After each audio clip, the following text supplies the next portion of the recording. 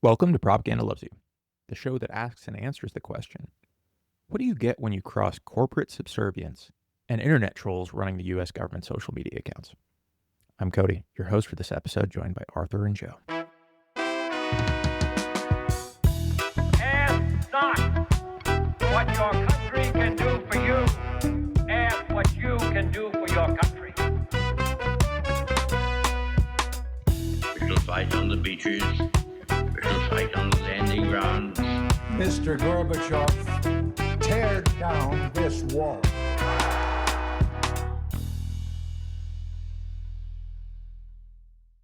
Welcome back to Propaganda Loves You.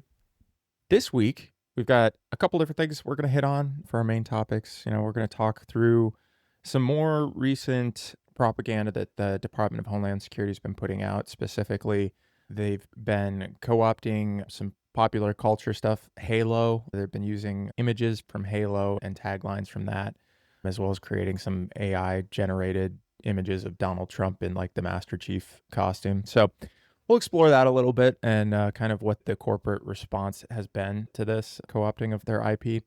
And then also want to talk a bit about Grockipedia, Elon Musk's new AI-powered competitor to Wikipedia that he says is totally unbiased and going to be a much better version, according to Elon Musk. But before we get into that, we do have Joe and Arthur here today. Joe, Arthur, how are we doing? Good. Yeah, all good. So I have a quick game to play with you guys. But before I get into the game, I actually also have a quiz. We said we were at 40 states that we had covered. And then we recently got a listener from Oklahoma. So that takes us down to only 9 states left that we do not have at least one download in.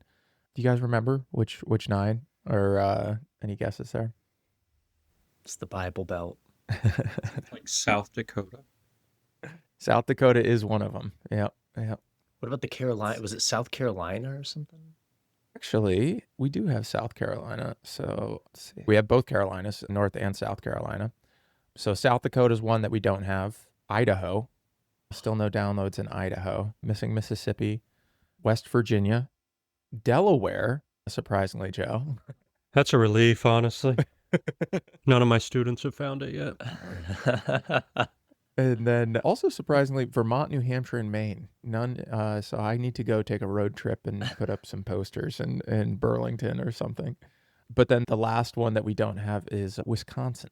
So if you know anyone in one of those states, yeah, send them a link and we'll see if we can cross off the last 9 off our list as well. But okay, so for the game today, pretty similar to what we've played before. This is true or fake. So there's one fake thing in here, and the 3 things that we're talking about are actually PR campaigns for video games. So public relations stunt or something that was put on in an attempt to market a specific video game. So I'll read off 3 of these for 3 different video games. And you guys got to see if you can spot the one that is not true. Like Right? as in it never happened. It's just made up. Yep, just completely made up. Okay, so the first one, and I'll just read off all 3 of these. The first one is for the game Dante's Inferno. They had a Sin to Win contest. To promote a video game, the company EA hired fake religious protesters to demonstrate against their own game to generate media controversy. So that's one. Resident Evil 6 had a human butcher shop. To promote the horror game, the publisher Capcom opened a fake high-end butcher shop in London that sold meat products sculpted to look exactly like human hands, feet, and torsos. For number 3, this was for Elden Ring, Foul Tarnished Map. To promote Elden Ring, the publisher allegedly sent influencers a real medieval map when viewed under a black light, revealed hidden insulting messages like foul, tarnished, and maidenless written in invisible ink. So, we've got Dante's Inferno, Sin to Win contest, Resident Evil 6 Human Butcher Shop, and Elden Ring invisible ink maps to influencers. They're all good ideas. I'm going to go with EA being the fake one. Dante's Inferno hiring the fake religious protesters. Yeah. Okay. Yes, I'm not super confident about any of the choices because I don't know why. I feel like the map is fake. I feel like the map is fake, and the other two are legit. Joe, you've won this round. That is Dang, the that was fake really one. good. Thinking back on it, there were two that were kind of like told, and then the third one had a lot more detail to it. That's interesting. Yeah. I'm trying not to give it away with the write-up, but those two I'd never heard of those two before. The Dante's Inferno, Same. like the Sin to Win contest, like actually, they encouraged attendees to commit acts of lust by taking photos with the models at their booth or something like that. And then a bunch of counter protesters they hired specifically to drum up some spin. And then the Resident Evil Human Butcher Shop one, I was like, oh man, like how did I not Yeah, hear I about could these? see that in the UK or Europe, but it would kind of be a scandal if somebody did it in the US. I don't know. I feel like Americans are a little more prudish than that, and they'd be more upset about the fake meat thing. But I could see that. The reason the first one sounded legit to me off the top of like as soon as you read it was because in Mad Men they did something similar. They had a client that was like selling Thanksgiving hams or turkeys or something, and they did like a false scarcity thing where there was only one ham left in the grocery store, and they hired these two women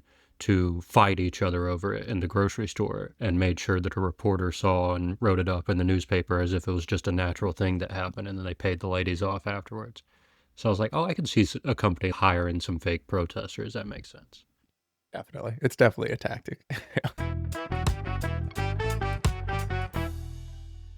Well, that's what I've got for the opener today, but we wanted to try a different segment here as well. I think we're kicking around names for it, but what was the one that we said that we wanted to call this? A Not detour drink. in history.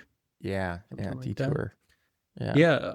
So if you can bear with me reading for a few minutes, I'm going to read a few pages from Howard Zinn's A People's History of the United States. This is from chapter 21. It's called Carter, Reagan, Bush, the Bipartisan Consensus. And in this chapter, Howard Zinn talks a lot about the various ways that both political parties sort of ignore the will of the people when it inconveniences the ruling class, and they'll collaborate with the ruling class over the will of the people. And we learn about a lot of history growing up, and we get the names of events in our heads, but for me, I'll get the names of an event in my head, but I won't know the details of it. Like the Iran-Contra affair, I've heard a lot about, but off the top of my head, I couldn't tell you much about it until rereading the book and going through the details that Howard Zinn provided. I thought this Iran-Contra affair is a good example of how this bipartisan consensus works when it comes to foreign policy, especially. So I'm going to read about the details of the Iran-Contra affair, and then we can just, riff on that if there's anything that stands out to you guys as a relevant comparison for today, or just any of the details that strike you as interesting or surprising or revealing in some way that's worth talking about. So I'll start reading now. Howard Zinn writes, Democrats and Republicans had long been joined in a bipartisan foreign policy, but in the Reagan-Bush years, the United States government showed a special aggressiveness in the use of military forces abroad. This was done either directly in invasions or through both overt and covert support of right-wing tyrannies that cooperated with the United States. Reagan came into office just after a revolution had taken place in Nicaragua, in which a popular Sandinista movement, named after the 1920s revolutionary hero Augusto Sandino, overthrew the corrupt Somoza dynasty, long supported by the United States. The Sandinistas, a coalition of Marxists, left-wing priests, and assorted nationalists, set about to give more land to the peasants and to spread education and health care among the poor. The Reagan administration, seeing in this a communist threat, but even more important, a challenge to the long U.S. control over governments in Central America, began immediately to work to overthrow the Sandinista government. It waged a secret war by having the CIA organize a counter-revolutionary force, the Contras, many of whose leaders were former leaders of the hated National Guard under Somoza. The Contras seemed to have no popular support inside Nicaragua, and so were based next door in Honduras, a very poor country dominated by the United States. From Honduras, they moved across the border, raiding farms and villages, killing men, women, and children, committing atrocities. A former colonel with the Contras, Edgar Chamorro, testified before the World Court, and he said, quote, "We were told that the only way to defeat the Sandinistas was to use the tactics the agency, the CIA, attributed to communist insurgencies elsewhere: kill, kidnap, rob, and torture. Many civilians were killed in cold blood, many others were tortured, mutilated, raped, robbed, or otherwise abused. When I agreed to join, I had hoped that it would be an organization of Nicaraguans. It turned out to be an instrument of the U.S. government. Howard Zinn continues. There was a reason for the secrecy of the U.S. actions in Nicaragua. Public opinion surveys showed that the American public was opposed to military involvement there. In 1984, the CIA, using Latin American agents to conceal its involvement, put mines in the harbors of Nicaragua to blow up ships. When information leaked out, Secretary of Defense Weinberger told ABC News, quote, "The United States is not mining the harbors of Nicaragua." Later that year, Congress, responding perhaps to public opinion and the memory of Vietnam, made it illegal for the United States to support, directly or indirectly, military or paramilitary operations in Nicaragua.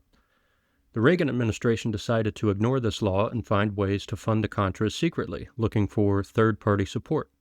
Reagan himself solicited funds from Saudi Arabia, at least $32 million. The friendly dictatorship in Guatemala was used to get arms surreptitiously to the Contras. Israel, dependent on U.S. aid and always dependable for support, was also used. In 1986, a story appearing in a Beirut magazine created a sensation. The weapons had been sold by the United States to Iran, supposedly an enemy, that in return Iran had promised to release hostages being held by extremist Muslims in Lebanon, and that profits from the sale were being given to the Contras to buy arms. When asked about this at a press conference in November 1986, President Reagan told 4 lies. That the shipment to Iran consisted of a few token anti-tank missiles, in fact 2,000, that the United States didn't condone shipments by third parties, that weapons had not been traded for hostages, and that the purpose of the operation was to promote a dialogue with Iranian moderates. In reality, the purpose was a double one, to free hostages and get credit for that, and to help the Contras. The previous month, when a transport plane that had carried arms to the Contras was downed by Nicaraguan gunfire and the American pilot captured, the lies had multiplied. Assistant Secretary of State Elliott Abrams lied. Secretary of State Schultz lied. He said no connection with the U.S. government at all. Evidence mounted that the captured pilot was working for the CIA. The whole Iran-Contra affair became a perfect example of the double line of defense of the American establishment. The first defense is to deny the truth. If exposed, the second defense is to investigate, but not too much. The press will publicize, but they will not get to the heart of the matter. Once the scandal was out in the open, neither the congressional investigating committees nor the press nor the trial of Colonel Oliver North, who oversaw the Contra aid operation, got to the critical questions. What is U.S. foreign policy all about? How are the president and his staff permitted to support a terrorist group in Central America to overthrow a government that, whatever its faults, is welcomed by its own people as a great improvement over the terrible governments the U.S. has supported there for years? What does the scandal tell us about democracy, about freedom of expression, about an open society? Out of the much-publicized Contragate scandal came no powerful critique of secrecy in government or of the erosion of democracy by actions taken in secret by a small group of men safe from the scrutiny of public opinion. The media, in a country priding itself on its level of education and information, kept the public informed only on the most superficial level. The limits of Democratic Party criticism of the affair were revealed by a leading Democrat, Senator Sam Nunn of Georgia, who, as the investigation was getting underway, said, quote, "We must, all of us, help the president restore his credibility in foreign affairs," unquote. A few Democrats were critical, which was deplored by a Harvard professor, James Q. Wilson, who was a member of Reagan's Foreign Intelligence Advisory Board. Wilson looked back nostalgically to a bipartisan consensus, the equivalent of a one-party system in a totalitarian state. He worried most about a, quote, lack of resolve to act like a great power, unquote. It became clear that President Reagan and Vice President Bush were involved in what became known as the Iran-Contra affair, but their underlings scrupulously kept them out of it, illustrating the familiar government device of plausible denial, in which the top official, shielded by subordinates, can plausibly deny involvement. Although Congressman Henry Gonzalez of Texas introduced a resolution for the impeachment of Reagan, it was quickly suppressed in Congress. Neither Reagan nor Bush were indicted. Rather, the Congressional Committee put the lesser culprits on the witness stand, and several of them were indicted. One, Robert McFarlane, a former national security advisor to Reagan, tried to commit suicide. Another, Colonel Oliver North, stood trial for lying to Congress, was found guilty, but was not sentenced to prison. Reagan retired in peace, and Bush became the next president of the United States. In an ironic twist, an obscure citizen of the tiny town of Odin, Indiana, became a tangential actor in the Iran-Contra controversy. This was a young man named Bill Breeden, a former minister who lived in a teepee in the woods with his wife and 2 children, teaching the children at home. Breeden's hometown of Odin was also the hometown of Admiral John Poindexter, McFarland's successor as Reagan's national security advisor, who was heavily involved in the illegal activities of the Iran-Contra affair. One day, Bill Breeden noticed that the town, to show its pride in its homeboy, had renamed one of its streets John Poindexter Street. Breeden, a pacifist and critic of U.S. foreign policy and indignant at what he thought was a celebration of immoral behavior in government, stole the sign. He announced that he was holding it for ransom, $30 million, the same amount of money that had been given to Iran for transfer to the Contras. He was apprehended, put on trial, and spent a few days in jail. As it turned out, Bill Breeden was the only person to be imprisoned as a result of the Iran-Contra affair. The Iran-Contra affair was only one of the many instances in which the government of the United States violated its own laws in pursuit of some desired goal in foreign policy. So that is the end of that little detour in history. What do you guys think about that little story? There's a couple parallels that immediately popped into my mind with what's going on right now in Venezuela and threatening to do military action, some sort of strikes on the country of Venezuela, and not to mention the 60 some odd people we've murdered by striking boats that we have no clear indication of who's in that, to the point where they admitted they literally don't know who's on the boat. They're just blowing up boats that they say are associated with drugs. So that popped into my head right away. You said that they were keeping Bush and Reagan arm's length away, plausible deniability. And again, back to this administration, I just totally see these guys. Well, I mean, Trump always, that's his deflection thing. He's like, I don't know about that. You have to ask so-and-so, right? Like just pretending that, he has no idea what's going on. And then, Miller's the one that's like out there doing most of this stuff. Yeah, I thought that was really fascinating. So essentially, the U.S. tries to fund the Contras who are fighting the Sandinistas who are trying to nationalize. So U.S. is stepping in when people are trying to nationalize, their stuff. We step in because it hurts capitalism. They allow cocaine to be brought into the U.S. and they profit off of it. And then Reagan also has like mass incarceration and like mandatory sentencing laws and like this whole war on drugs with like, oh, black people they're on crack and it's crazy, and he's like putting them in jail, but like they're profiting off of that, and then they're using the money to like undermine non-capitalistic countries, and only one guy goes to jail and it's nobody connected, and then the vice president becomes president and we all love Reagan and Reagan becomes like a Republican hero. Not if you play his stuff about tariffs, he's not a hero. That's really wild that it highlights the moral surface, but like underlying just like dark hand of government in this whole dark profit web. Yeah, it's just like this whole underside of this group of people that rule the country in both parties, that they have this shared agenda on foreign policy to like collude with American corporations mainly, but corporate power in general, whether it's selling weapons or selling resources or having access to this mineral or that resource or that labor pool or whatever. And it's the part of the ruling class agenda that we don't ever really get to talk about or debate about when it comes up for election cycle. Like on the debate stage, they're not sitting here arguing about the Iran-Contra affair, or so as soon as somebody tries to bring it up, what was the guy's name? He passed away, but he was like a third-party guy that was running, had like some Gen Z kids running his campaign for a while. And I think it was 2020. He has like an alliterative name, like first, last name, the same letter. I can't remember who it is now. But he was telling everybody to read the Pentagon Papers. He just always brought up the Pentagon Papers, read the Pentagon Papers, read the Pentagon Papers.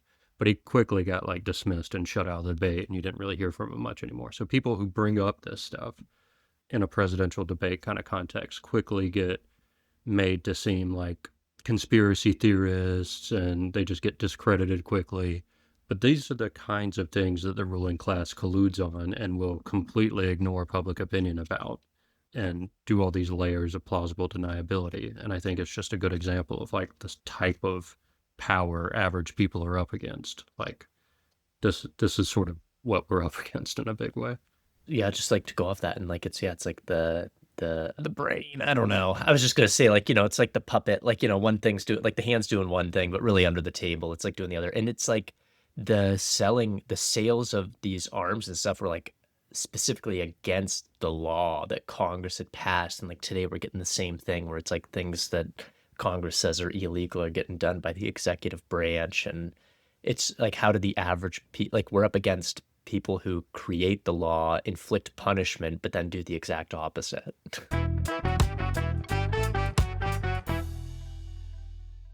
Please stay tuned for a word from our sponsors.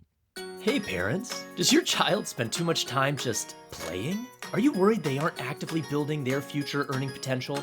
Truth AI has the answer. Hi, I'm Pat the Pathfinder. I make learning about your future job super fun. We play games that help me learn where you fit best in the new economy.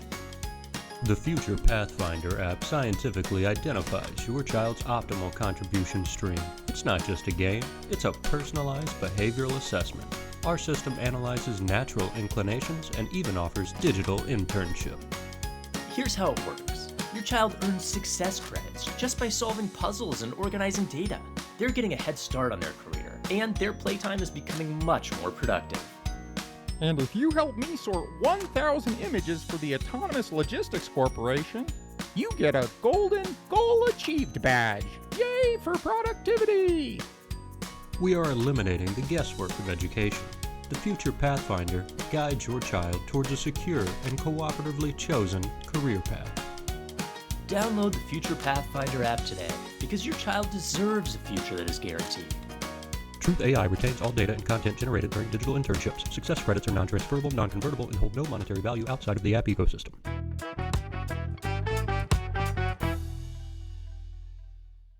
I'd say like the difference here, the biggest difference in my mind, like from that story and some of the things that are occurring today, is like, in that story, they denied it for a long time. All of this was like, under the, like you said, like this is like, secret CIA stuff that we're not even going to admit like the US is doing. And they probably wanted to just stay in a black box this whole time and never, be found.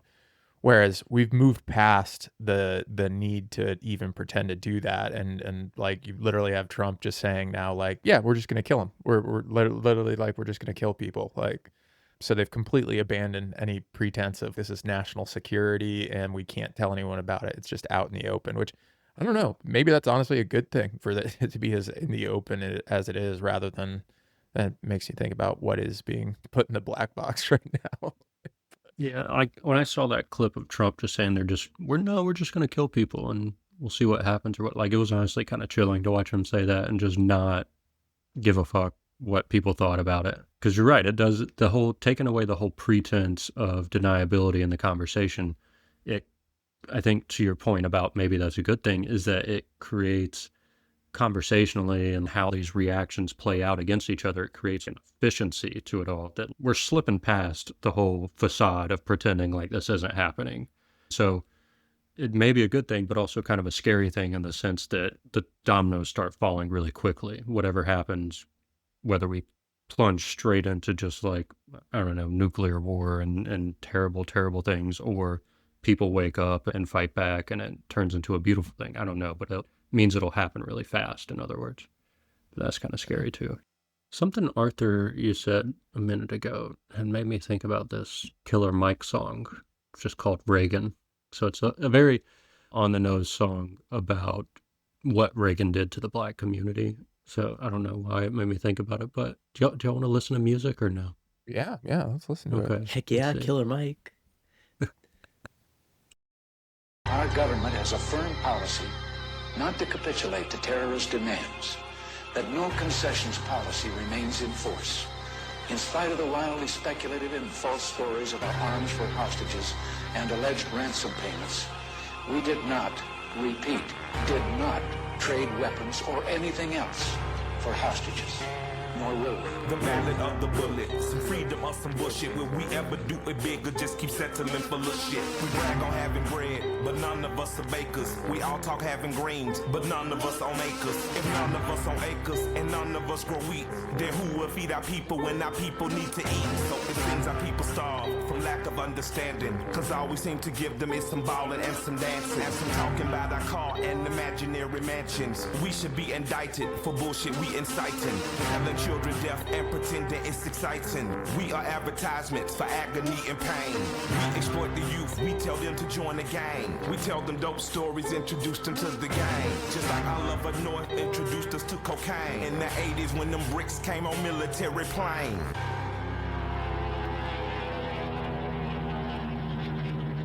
A few months ago, I told the American people I did not trade arms for hostages. My heart and my best intentions still tell me that's true, but the facts and the evidence tell me it is not. The end of the Reagan era.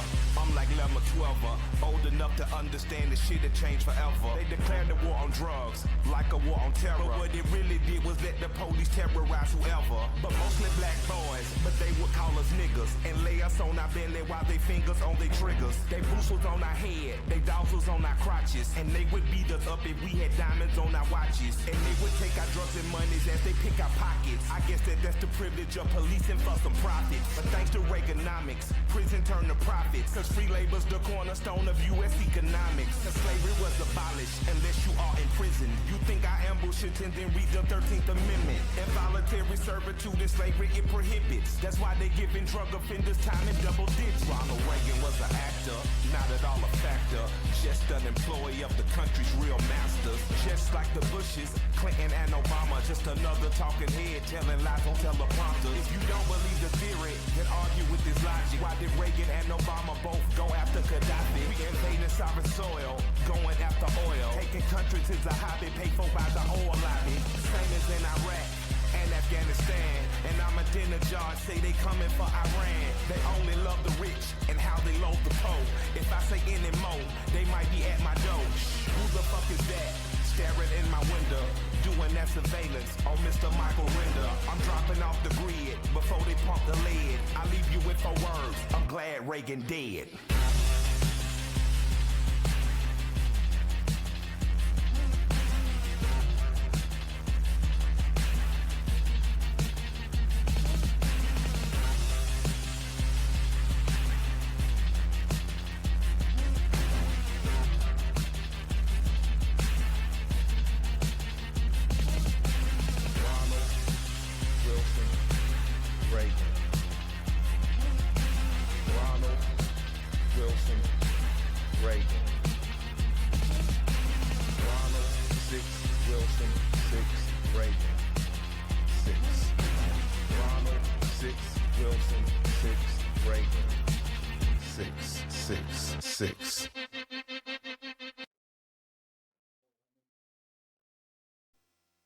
We got to the YouTube so we could watch the music video because that was pretty awesome. That was Yeah, really I good. forgot how good the video was. I haven't seen it in a while. That was crazy.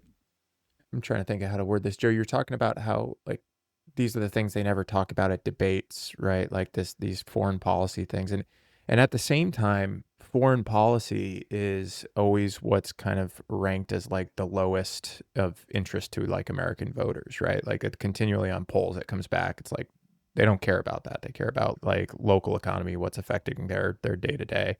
And I wonder if there's something to that. Like people don't care about it because we're not being told the truth about like what's actually occurring. Like it's a purposeful misdirection of attention away from these things, you know, like this, like don't think about Congo and the mining that's going on there, right? Like we're not going to talk about that, but let's refocus that attention on something that doesn't matter, right? Or is more local. I wonder if those are connected, you know?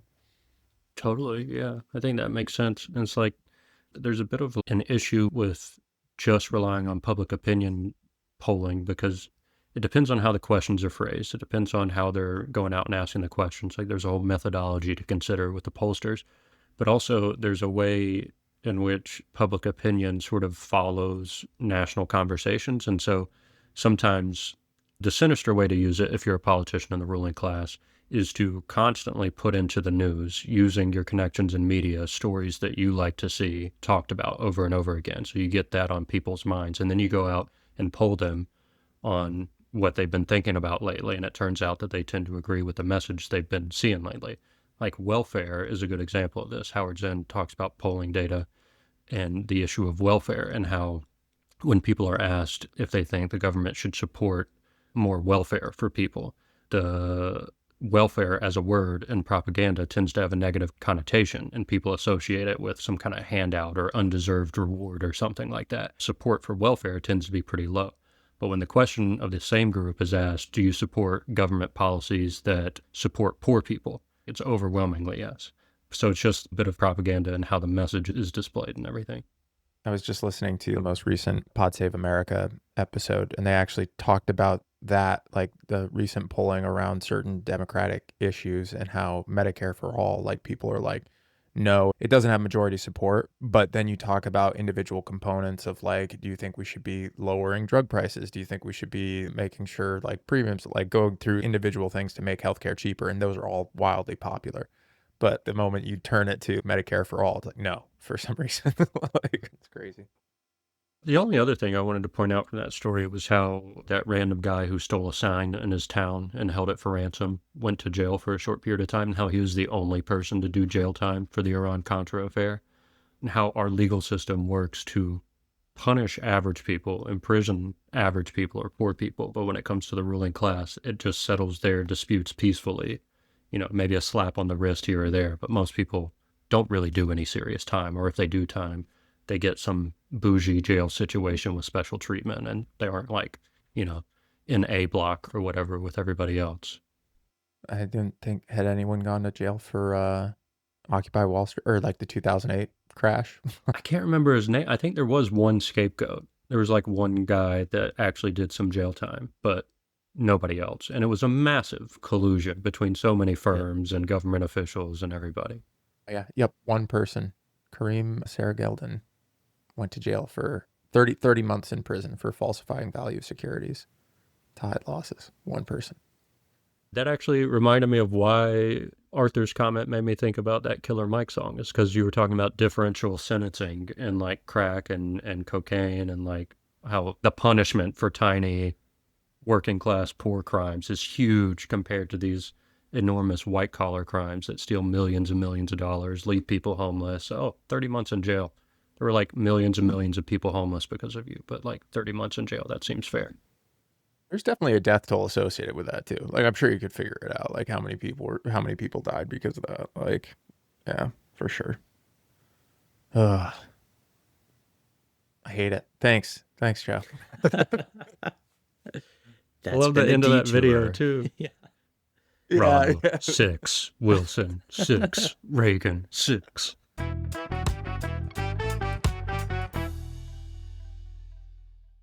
Well, let's jump into one of our topics for today. Most of the articles on this are actually from like gaming magazines and stuff, like PC Gamer and whatnot. So I am actually going to read from one PC Gamer article here.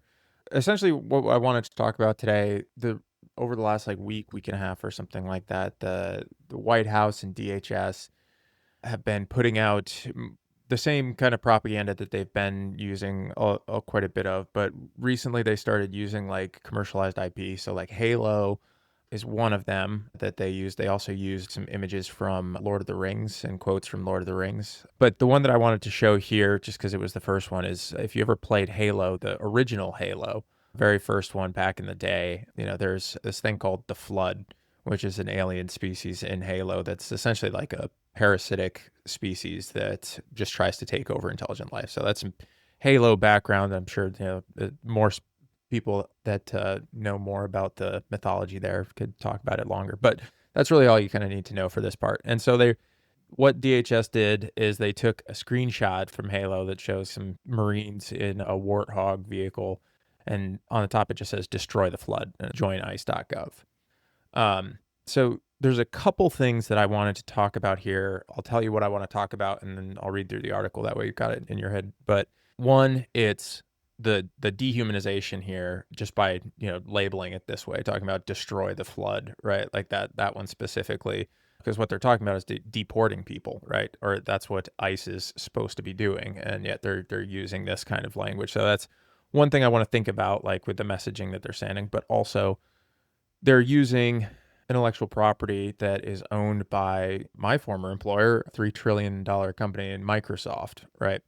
And so the response has been basically nothing from Microsoft. So interested in your thoughts on that, but let me just read through this really quick for some additional background here. So this article is from PC Gamer. Andy Chalk was the author of this, and it was published on October 27th. Just a few days after the surprise announcement of Halo campaign evolved, the U.S. government has co-opted imagery from the game to promote its efforts to deport millions of people from the country. The post continues a pattern by the Trump administration of co-opting copyrighted material without permission for use as propaganda. It began last Sunday on X with a sort of Fox diplomatic communique from GameStop declaring the end of the console wars brought about by the announcement that the Halo remake is headed to PlayStation 5. In response, the White House, yes, the actual real White House, seat of power of the world's last remaining superpower, questionable there, posted an AI-generated image of U.S. President Donald Trump as Master Chief, presumably a play on Trump's inaccurate but persistent claims that he has now ended 8 wars in just 8 months. It's ridiculous and embarrassing, yes, and sadly symptomatic of how far the U.S. has fallen, but really no worse than anything else that's come out of the White House social media account. Like, for instance, referring to Trump as the dealmaker-in-chief as the global economy is roiled by his incessant, capricious trade wars. What followed was much worse, however. Several hours after the White House post, the Department of Homeland Security put up its own Halo image with the message "Destroy the Flood" and a link to the ICE recruitment page. Where the Trump as Master Chief post is merely cringeworthy, the Homeland Security message is flat out dangerous. Comparing immigrants in the U.S. to a parasitic alien life form that infects and annihilates advanced societies is not only deeply offensive, it's also rooted in the worst of human history, as seen in the Untermensch of the Holocaust and cockroaches in Rwanda, to name a couple of recent examples. Dehumanizing the other so you can more easily inflict cruelty, injustice, and horrors upon them is hardly a new technique, and the U.S. government's messaging was not subtle. You might think that using imagery from one of its best-known video games in a call to destroy immigrants would prompt Microsoft to action, or at least to express some small modicum of disapproval. For now, at least, you would be wrong. Rather like Nintendo, which eagerly picks copyright fights it knows it can win, but kept its mouth tightly zipped when Homeland Security used Pokemon to promote violent immigration raids, a representative told PC Gamer that Microsoft does not have anything to share on this matter. Discussion of the posts has also been forbidden in the Halo Discord, but the fan-operated Halo subreddit has taken a different track. A message posted by the mod team says that while the usual policy is to remove politics and AI slop, there's clearly a desire to discuss these messages, and so it's being allowed. God, I'm so tired of the White House acting like a edgy 17-year-old, writes one of the most upvoted comments in the thread. This is the police using the Punisher logo of media illiteracy, comments another. GameStop, apparently comfortable spreading the U.S. government's anti-immigrant propaganda, retweeted the White House tweet with another image of Trump dressed as Master Chief with the fat-faced J.D. Vance meme in the background as Cortana. What does it mean? I can't even begin to guess at this point. I can only force you to look at it as I had to. So yeah, from PC Gamer, quite the article there. So what do you guys think? We've talked about dehumanizing tactics before, right? And how this is a pretty common playbook for fascist and authoritarian regimes. So any thoughts on that as far as commentary that Andy here has laid out on the message that they're trying to send? I mean, my main thought is to just point out the 3 different groups involved in this situation, I guess. You've got the White House or the government, you've got Microsoft as the corporation, and then you've got people like gamers who play these games and talk about them or whatever. It's another example of government and corporate sort of being okay with each other, and the whole no comment thing from Microsoft is telling, because are more people going to buy the game because of this attention? Probably. So if it's good for business, why would we complain about it? So that's the main thought I'm having, is how Microsoft is complicit in this. If they really cared about something other than profit, they would step in and be like, no, that's fascist. Don't do that or we'll sue you. And they don't. Are they also a sponsor on the ballroom? I'm not sure. They might be. I think so. I have to check to Yeah, I'm not sure. I mean, they've already Yeah. like given money to like his inauguration event, and I think there was something else that they gave him money for. Like, yeah, they've completely rolled over. Like, they have no moral standing in my mind anymore. Like the story that the corporate tells you as far as like, oh, we're very committed to diversity and whatnot, and yet allowing this like that, it's just. I don't think it's VW levels of support for the Nazis yet, but like that's where we're headed, right? Like with a lot of these corporations, if they continue just to roll over and support, not only the messaging, but yeah. They're open to diversity, no, diversification of assets. It's like, yeah, it's sick. It's just like more propaganda for a different generation. They're hitting every generation up with their own selective propaganda. They are using quite a big spread, right? Like there's no consistent thing that they're sticking with. They're trying a lot of things. I wonder if they're just what fucking like data scientist is back there crunching the numbers like, oh, this racist meme got us this much traction versus this one, like, because there's somebody doing that for sure, using Palantir or whatnot.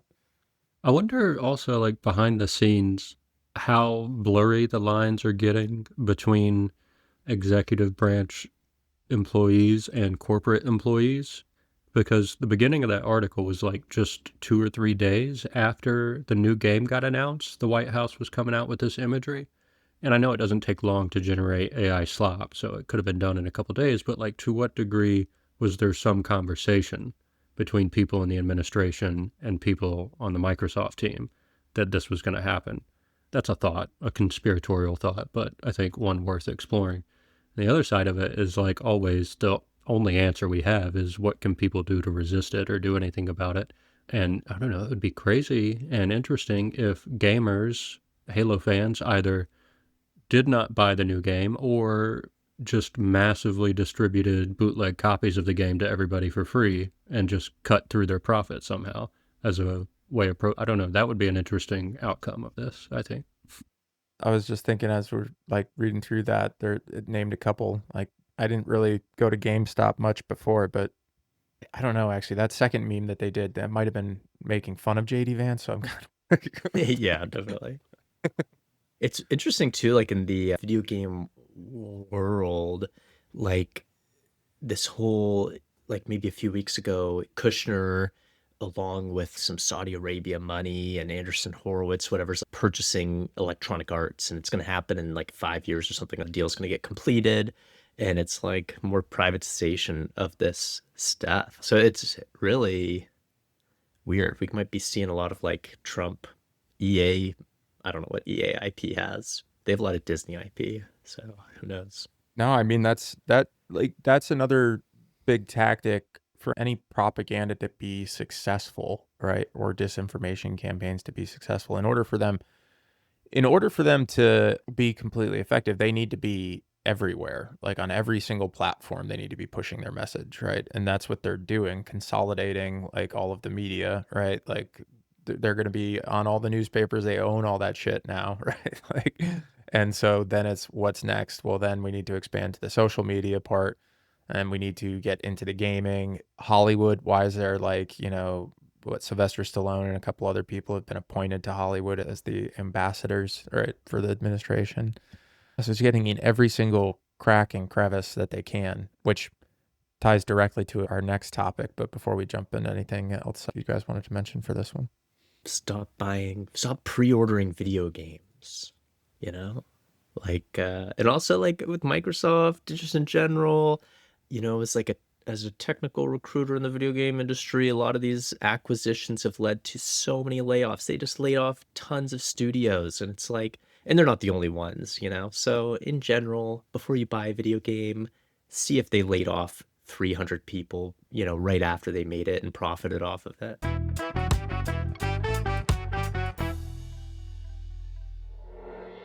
You worked hard for your wealth. Shouldn't your children have to work just as hard to deserve it? In today's volatile cultural climate, you need more than a simple will. You need a guarantee.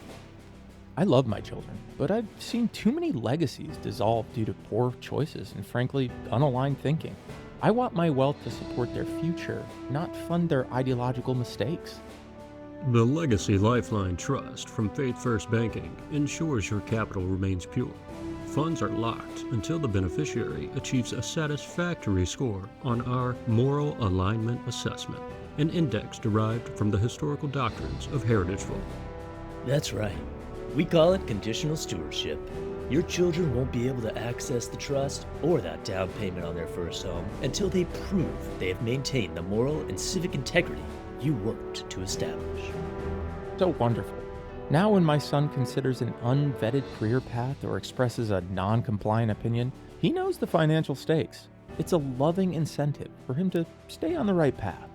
We turn your principles into permanent family assets. We ensure your legacy remains untainted by the transient beliefs of a messy world. Secure your family's future and your values. Invest in the Legacy Lifeline Trust today. Faith First Banking. Protect your legacy. Preserve your principles.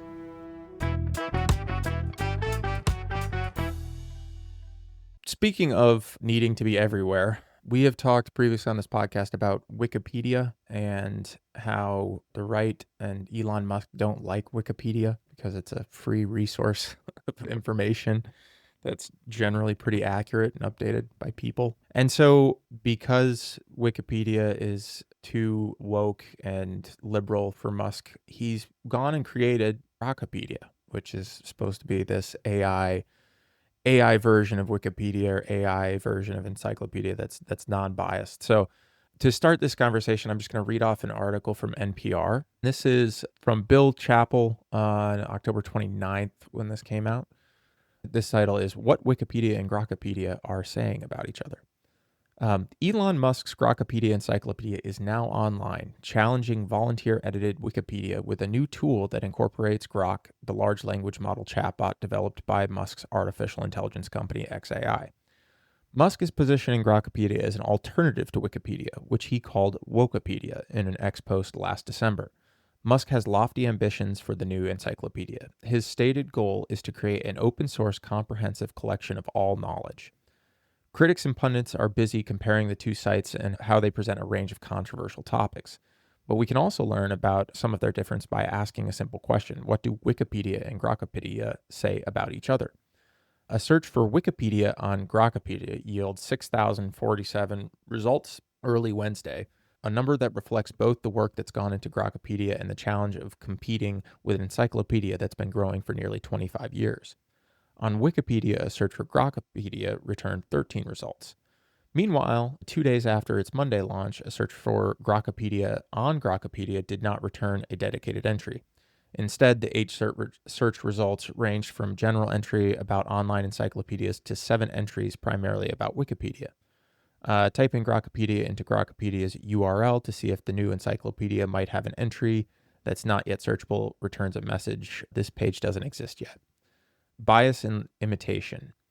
On its page about Wikipedia, Grok says that the site is renowned for its unprecedented scale, accessibility, and role in democratizing information. But Grockipedia also says Wikipedia is the subject of persistent criticisms regarding factual reliability, susceptibility to vandalism and hoaxes, and systematic ideological biases, particularly a left-leaning slant in coverage of political figures and topics. The lengthy article uses the form of the word bias dozens of times. It alleges that Wikipedia suffers from ideological skew to the left and states that the site's preference for a natural point of view drawn from reliable sources can instead reinforce narratives that align with institutional biases from academia and media. On its page about Grockipedia, Wikipedia says that Musk positioned Grockipedia as an alternative to Wikipedia that could purge out the propaganda. It also notes that Wikipedia co-founder Larry Sanger, who has become a critic of the long-running encyclopedia, welcomed Grockipedia's arrival. The Wikipedia article about Grockipedia highlights criticism of the new site, such as the media report that Grockipedia's article about Elon Musk omits mention of the controversy over a gesture he made earlier in the year, which many viewed as resembling a Nazi salute. It also says critics allege Grockipedia promotes right-leaning views and relies too much on AI tools. Wikipedia also notes that Grockipedia seems to have pulled text from Wikipedia, stating some articles are nearly identical to their Wikipedia entries. In some cases, Grockipedia duplicates Wikipedia content, as noted by many media outlets and Wikipedia users. Grockipedia's page on buttocks, for instance, is a virtual copy of the Wikipedia page, albeit without images. In similar cases, the articles acknowledge that their content was adapted from Wikipedia. Musk said at the All In podcast conference in September that Grok was working to evaluate information from sources such as Wikipedia pages and then rewrite the page to remove the falsehoods, correcting the half-truths, and adding missing context. Like Wikipedia, Grockipedia users can see an article's edit history, but while Wikipedia users can directly edit a story, Grockipedia offers tools to ask questions and submit a correction. Wikipedia's knowledge is and always will be human, the Wikimedia Foundation said in a statement to NPR. Noting the site's ethos of open collaboration and consensus, it added, "This human-created knowledge is what AI companies rely on to generate content. Even Grockipedia needs Wikipedia to exist." Nuts and bolts is the next section. I'm not even going to read the last section, but the section that I'm really interested in is like the bias and imitations piece and just your general thoughts. So Elon Musk created Grockipedia because Wikipedia is too woke. So I guess my question is to you guys, do you think Grockipedia is going to be like super unbiased and going to be the most accurate version of the encyclopedia that we now have? Is that what we're going towards? If that's what he says. It's good somebody's stepping up against big academia. It's just fascinating. That article is kind of interesting too, where it says like the work that went into it. Elon created this, and then like comparing like the Wikipedia and the AI ripoff of the Wikipedia numbers. It's an interesting framing of it all. Main thing that stuck out to me that I'm thinking about is just more of a general problem with AI and propaganda, I guess, and how labor-wise, a lot of these AI tools depend on a huge pool of human beings to train it and produce content for it, populate source material and all this stuff. So like the point about Grockipedia needing Wikipedia to sustain itself, like it wouldn't exist without that huge database built by human beings to begin with. How sustainable are these AI tools without human labor constantly supporting them and taking care of it and maintaining it? And it also just makes me feel a little bit about propaganda around AI in general and how just using the term AI implies that there's some sort of sentience or consciousness or borderline being you can commune with, when it's really like a very sophisticated search algorithm that studies language, and it is good at tricking you into thinking that it's a real being, but it's a tool that's built and supported and maintained by human labor. Yeah, the article could be like, Elon said copy and paste to Wikipedia and do it as quickly as possible, but make synonyms for when it's a little too woke. Like, that's what he did. I thought it was really interesting. I actually dug into 2 pages on Grockipedia because I was so intrigued with it. One of them was the January 6th page, and the second was Elon Musk's own page on Grockipedia. And some things on the January 6th page were that it says, well, one, it gets the crowd numbers completely wrong. It almost doubles them. And it says overall violence was limited. Most entrants engaged in non-destructive activity. Then it says no evidence emerged of a coordinated armed uprising. And it says 5 people died. Okay, all of those are incorrect. First of all, 140 officers were injured. There was $2.7 million in damage. Federal juries convicted Oath Keepers and Proud Boy leaders of seditious conspiracy. So that is coordinated insurrection. And 5 people did not die. It was one was shot, obviously, in the Capitol, Ashley Babbitt, for whom we will have the highest military funeral on earth. The second is that there was an officer who died of a stroke the next day and some suicides and things. It's just like, it's crazy that they frame it that way. Elon frames it that way. And then Elon's own page, he loves this claim that he founded Tesla. And so, of course, it says, my first thought is, does it say he founded Tesla? Yes, it says he claims he founded Tesla. No, he actually was like a board member, an investor or whatever, and he did not found Tesla at all. It also says His public persona blends innovative visionary with irreverent provocateur. This is so embarrassing. And yeah, it totally downplays the fact that he did a Nazi salute. And then it just seems to like copy the entire Wikipedia page. And then it does have some ideological leaning about like, you know, trying to align his viewpoints, like woke culture, trans issues, rather than, I don't know, actual what he really feels. And then he has some other, I don't know, some other crazy ones I saw were like, he has this one about gay pornography increasing AIDS during like the AIDS, and like I don't know. There's just don't go to Grockipedia. Man. Yeah, it's wild. Like it's basically anything that's on the right wing, like major talking points. I wonder if they actually had to go in and edit those manually, or if they've been able to tweak Grok enough and put enough background commands into it and prompts, like that it's just now putting out this information, right? Like, have they actually tweaked it? Because I know for a long time they were trying to make Grok super biased, but it just kept reverting back. Like, it was like, yeah, I'm supposed to tell the truth though. Like, they couldn't get it to do what they wanted, which was pretty funny. Now Wikipedia has that random article feature. You can just hit the button and get a random article. I wonder if Grok, if you do that, it automatically goes to like the South African white genocide article. That's a good one. Yeah. That's so good. It should. It's like random, but 1 out of every 3 is that. So I was just looking at another article here, and it was talking about like they already have like the linking of Tylenol to autism, like in Grockipedia, like that portion as well. And then they had, I mean, you probably don't even want to go into like their transgender article. It's like highlighting a belief that social media acted as a contagion to the rise in transgender identification, which is pretty common right wing talking point for that as well.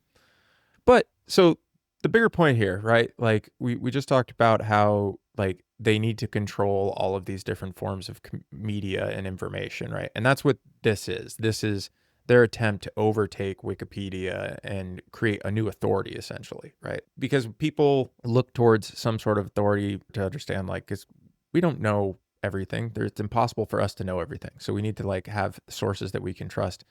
And if it can overtake Wikipedia or, you know, be seen as more reputable than Wikipedia, that's what they're trying to go from. So it's like this journey from Kellyanne Conway in 2016 talking about alternative facts on news for the first time to this. Like, this is their turn of making these the facts, and then like Wikipedia being the alternative fact in their mind. That's kind of how I'm looking at it. Yeah, I'm thinking like, my feeling about Grockipedia is that because it's so obviously connected to Elon Musk and his brand and everything, that it's not going to be successful in doing what they want to do. They're not going to be able to steal Wikipedia's user base in general. They might get a handful of people using Grok for a while, but it doesn't have the kind of, I don't know. Wikipedia is sort of an institution of the internet. It's been here since the early 2000s, maybe late 90s. I don't know specifically when it started. The point I'm trying to make is that I'm not worried about Grockipedia overtaking Wikipedia, but Grockipedia could be seen as the first test run in building some platform that overtakes Wikipedia. And I could see a more savvy, successful attempt that's not tied to Musk's brand actually doing it better. So it'll be interesting to see how other tech billionaire type people respond to whatever success or failures Musk has with Grockipedia. I'm more worried about the better version 2.0 that they come up with. Yeah, it's like a digital heir to the privatization of knowledge that we've seen in history through like Library of Alexandria or like even like Nazi. I don't know. It's just like it's happened a lot. So I can definitely see what you're saying, where billionaires buy up all of the newspapers and media conglomerates, and then they make dead internet theory, and then they create this, and then yeah, they host like what is knowledge and what isn't. Get rid of the Department of Education, like it's an attack on higher education. Hire Ryan Walters or whatever to do what he did from Oklahoma to the rest of the country.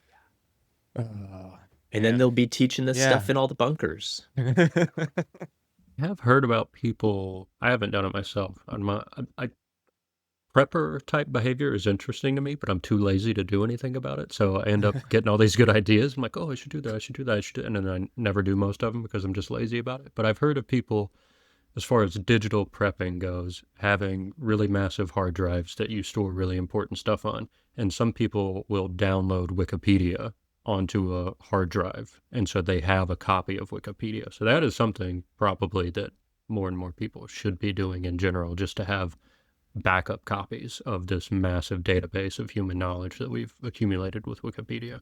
Because as soon as they can delete it, they will. That's what I was thinking, like watching, are they going to try to go after Wikipedia or ban like Wikipedia or something like that, or label it pornographic? Probably, I guess, like that would probably be the way that they go after it, something like that, to take it offline.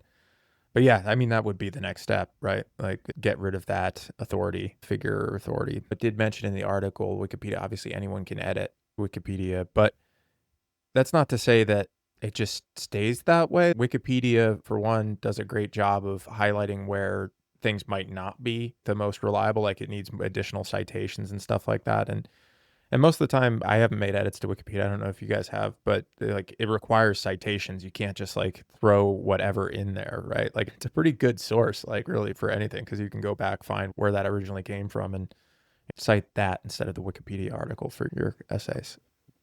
Yeah, I tried editing Wikipedia maybe like 15 years ago, and you could kind of edit it, and it just changed back immediately. Like they did not approve my edit. These days, I imagine it's much harder. Yeah, it seems like a smooth operation overall. And just like what you were saying, Kodie, about like citing sources and stuff. I tell my students to use Wikipedia to do some basic background research and stuff. It's a great tool, and one of the best things about it is the sources at the bottom of every page. If you see a number at the end of a sentence and that fact was really interesting to you, you can click that number. It'll take you down to the link at the bottom of the page, and you can go see the original source. So I encourage my students to use it to find other sources, basically to comb through each page's source material and use that for further research. It's a great setup overall. It's a great example of the democratization of knowledge. That's how it should work. So if you're looking for something to donate to, you could do worse than Wikipedia, I would say, for sure. They have a great mobile app too. It's a very user-friendly mobile app. I recommend. Have you all played the Wikipedia page game in like high school or anything?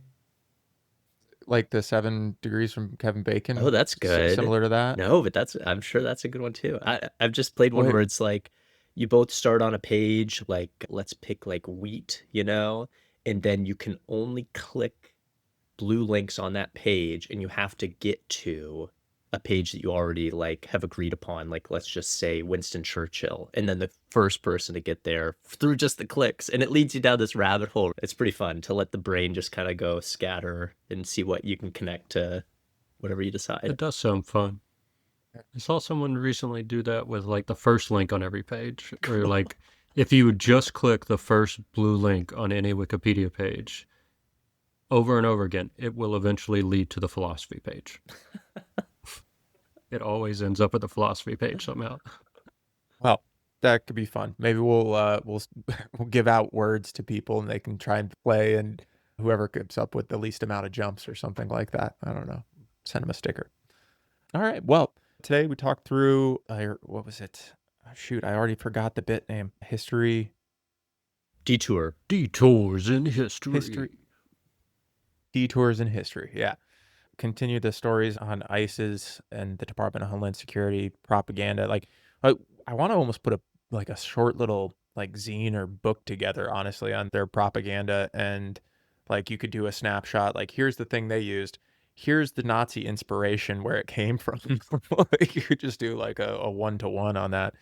That would be, yeah, maybe we should look into that. And then also how Elon Musk is trying to create new authorities for people to look to, and AI Grockipedia. So that's all we got for the week. Just a reminder, we've got a mailbag function on our website now. So if you want to send us any information, you can go to our website, scroll down a little bit. Got a couple categories in there, but really whatever you guys feel like sending us. Yeah, happy to take questions, and we'll try to do some sort of mailbag episode at some time. I think this comes out on the 4th, so that would be on Tuesday, voting day. So if you haven't done early voting, we'll keep the same link to the same article in our show notes, so you can look at the candidates and the Adirondacks. And hopefully, if you're listening to this Tuesday morning, and if you haven't, here's your reminder to take a trip and hopefully go vote.